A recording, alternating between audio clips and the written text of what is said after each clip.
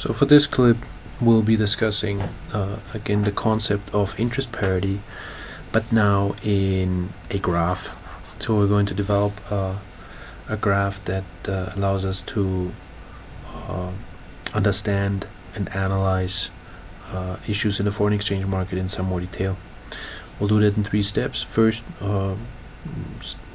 develop a quick statement of UIP, the uncovered interest parity. Okay. And second, develop the graph itself.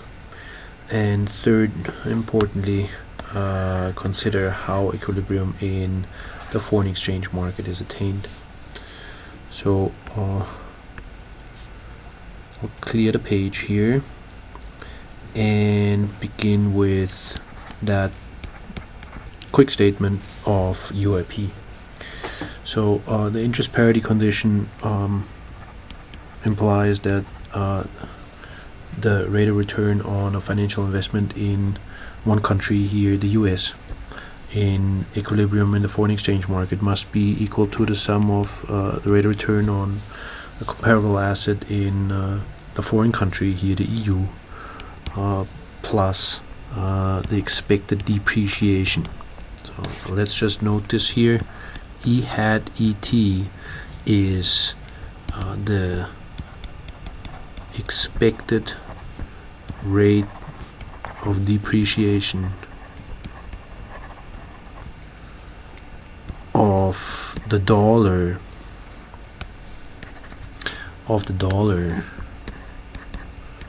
against the euro at time t and until time t plus 1. So E hat ET denotes a proportional growth rate, and the higher ET, the more depreciated is the US dollar. So E hat ET is E t plus 1 minus ET divided by ET. So where ET itself is the exchange rate today, and ET plus 1E is our expectation or market expectation of what the exchange rate will be one period hence, at the end of this period. So that said, we have here very simply the dollar return on the investment in the US.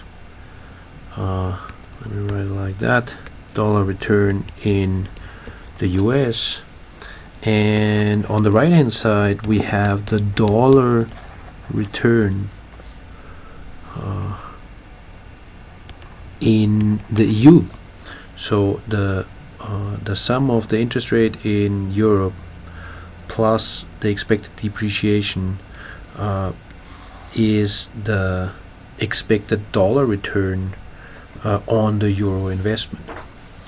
So quickly the restatement here: what if this interest rate is larger than the sum of these two terms? Well, then there will be an outflow of funds from Europe to the US, which implies that the exchange rate today, this one here, falls.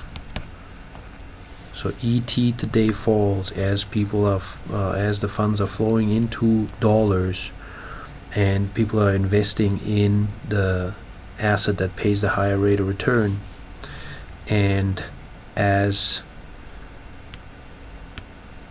that interest rate today, as that exchange rate today falls, the expected depreciation rises, since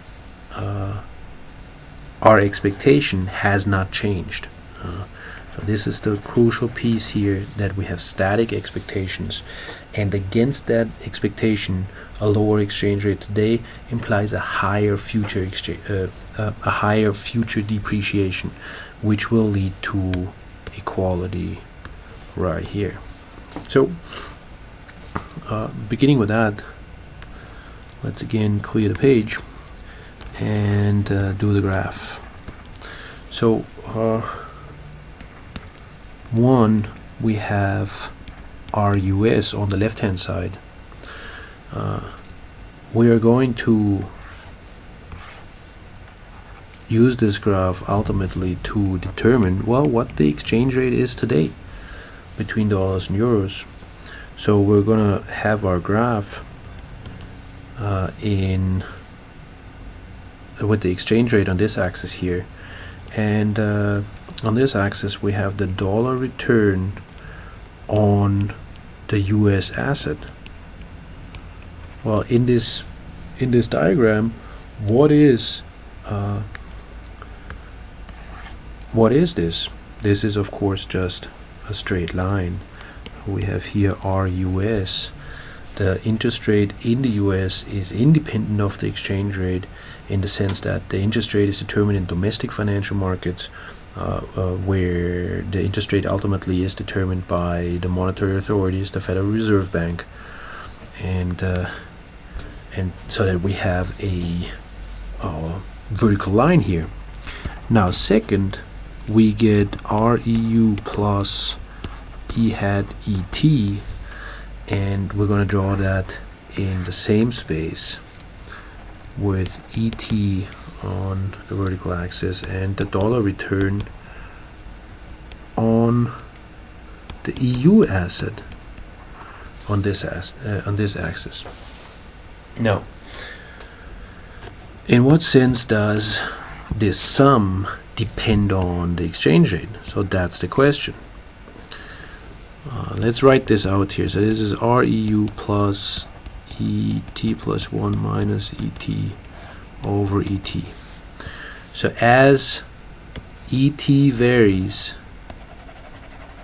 how does our dollar return on the EU asset vary, given that we assume a fixed interest rate and a fixed expectation?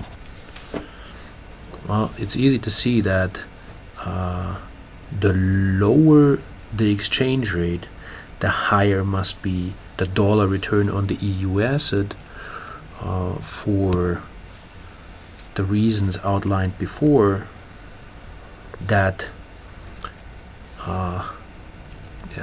crucially rests on the assumption of the fixed expectation, since a more appreciated dollar exchange rate today implies higher future depreciation. So on a point like this, with a fairly appreciated dollar, the future depreciation implies a higher return. Here, with a fairly depreciated dollar exchange rate, you get no additional compensation from future depreciation, so that the dollar return on the EU asset is lower. Okay, so we have these two curves, and obviously we can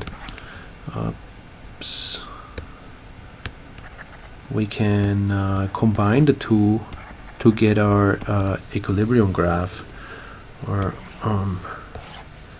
draw this a little larger. So we have ET on this axis and the dollar return on both assets here, and we have RUS independent of the exchange rate and the expected return on the euro asset in this curve, E hat ET. So there we have a point that suspiciously looks like what we might call an equilibrium, and indeed that is the equilibrium. That is where the foreign exchange market is in equilibrium, which determines our ET star, which determines the exchange rate. So the whole exercise to consider the no arbitrage condition and UIP ultimately gives us the exchange rate, determination of the exchange rate.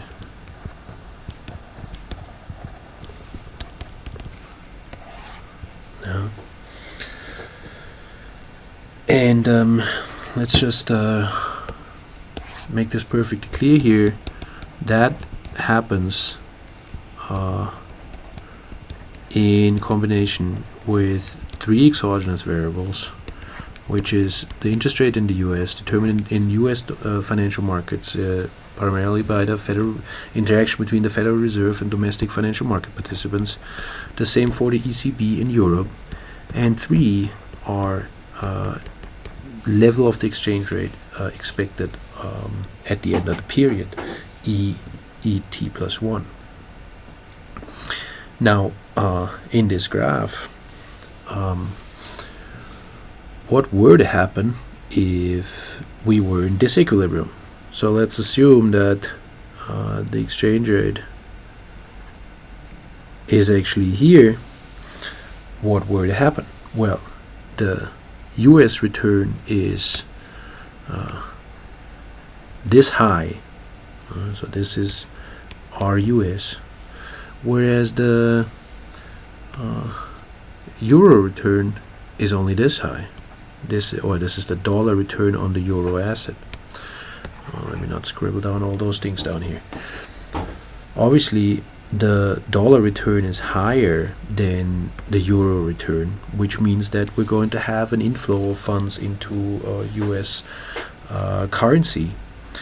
Europeans are going to begin to buy dollars in order to invest into the US asset, and that means that we're getting an appreciation of the exchange rate today. So from ET,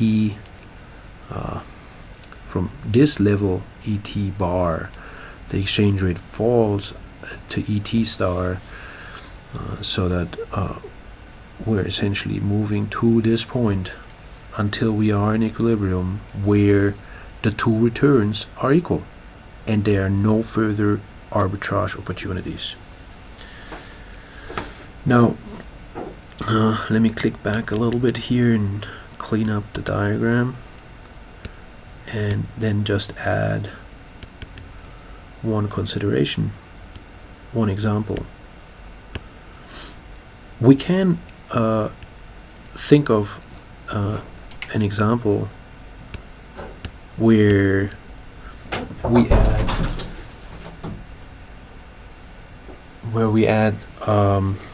now increase the interest rate in the US, so that we're considering a change in one of the exogenous variables. So let's assume that the interest rate, that's a very cranky line, so let's try to get this a little straighter. Doesn't work, doesn't matter. So we're increasing the US interest rate. That happens in domestic financial markets, so let's not be concerned right now how that happens, but you see that this change implies a new intersection of these two here. How is this new equilibrium attained? So how do we get from the first equilibrium to the second equilibrium, which we might call ET star 2? Obviously, when the US interest rate rises, when the US interest rate is raised by US monetary authorities, again, the US return, the dollar return on the US investment is larger than the sum of the